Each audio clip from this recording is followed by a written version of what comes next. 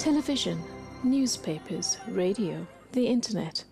Around the globe, media has become an ever-present part of everyday life. I think the media constitute a very important force in society and therefore need to be scrutinized by people who know how they work.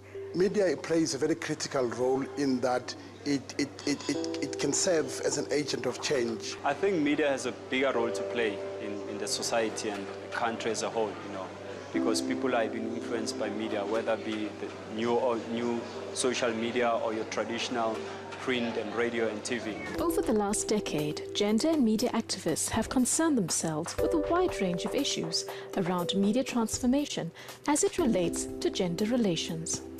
Between 2009 and 2010, Gender Links produced 3 research pieces: Gender in Media Education, Glass Ceilings, and the Gender and Media Progress Study, which framed a discussion for gender, media, diversity, and change.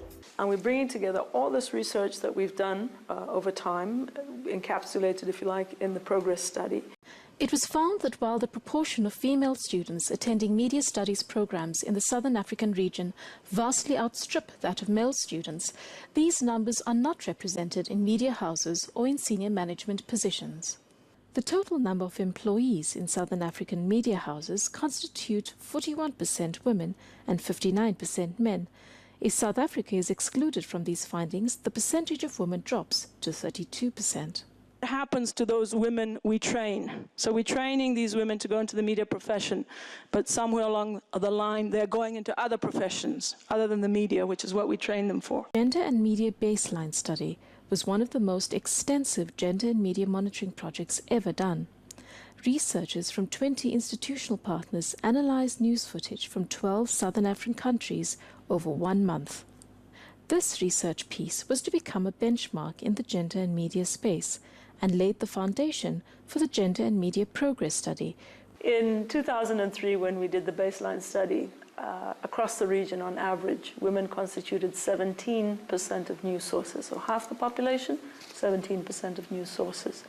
Now, 7 years later, after all this work and advocacy, policy, training, incredible amount of work, we find that we've just gone up 2% to 19%.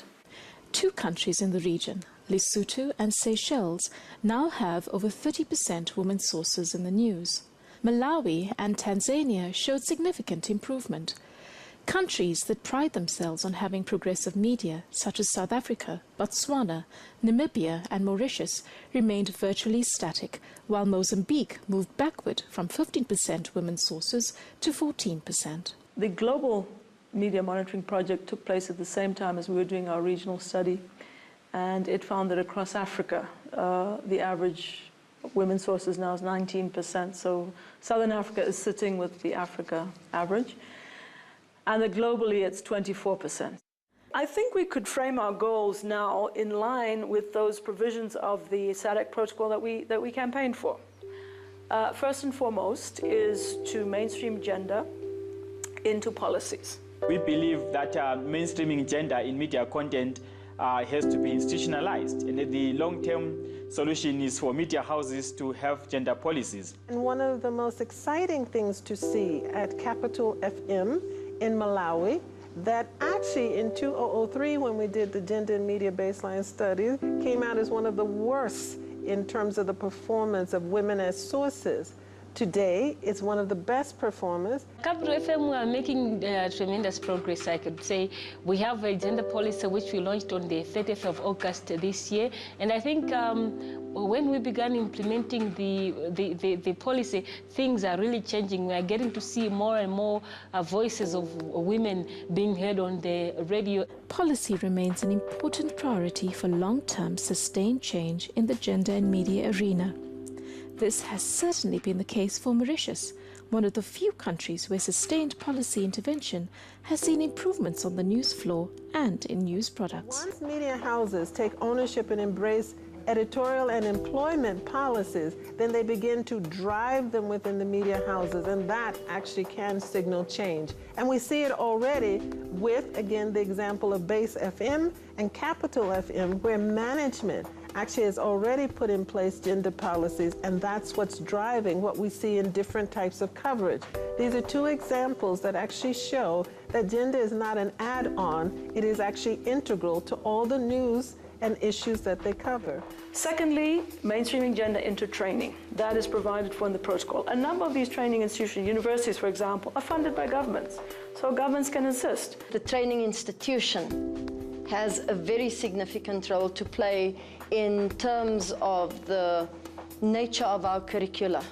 And I think the more we consult with government, with our development partners, it would inform the kind of curriculum that we're going to have. Then there is the issue of women's representation within the media.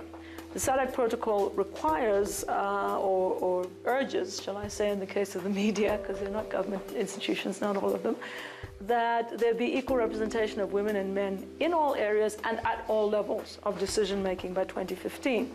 The fourth area, very, very important, is around media content.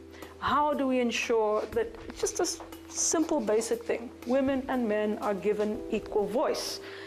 We can't talk about citizenship, freedom of expression, as long as half the population is effectively silenced. And we need to begin to understand it that way. I think the areas that need work are actually still around women's access to expression in and through the media, women as sources. Daily diaries presented every morning at your newspaper or your radio or wherever. The news desk, the news editor should interrogate each field report and say, that's a great story idea. What kind of sort of gender aspects are you going to explore? Or, you know, so you need to, training's great, but you also need to practice it in the newsroom, set a good example, get people to think critically. You know, I believe life is the art of the possible.